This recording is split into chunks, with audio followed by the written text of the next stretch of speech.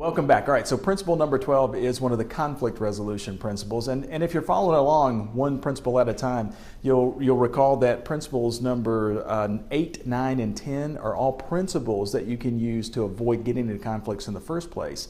11, 12, and 13 are actually principles that will help you resolve the conflict. So this is the second of the conflict resolution principles.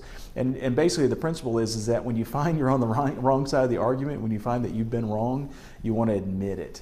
That's one of the biggest challenges that a lot of people will have, is that especially when we get into an argument with somebody, especially if it turns into being, one of those knockdown dragouts, one of those where we've really dug our heels in, and then somewhere along the way we find out that we're actually on the wrong side of the argument. What most people want to do is they want to justify their response, and in fact, a lot of times the response that you'll get from people when they've kind of realized that they're on the wrong side of the argument, they'll say things like, well, if I'd have just gotten the information in a proper amount of time, then, so basically what they're trying to do is now shift the blame somewhere else. Well, weak people do that. Leaders don't. Leaders are the ones that realize that once they've made a mistake, they admit it. And the interesting thing about it is that once you've admitted that you've made a mistake, a lot of times it lets the other person get the satisfaction that he or she wanted in the first place, because they wanted to prove to you that they were right anyway. So by doing that, you're actually building that rapport and resolving the conflict in a very effective way.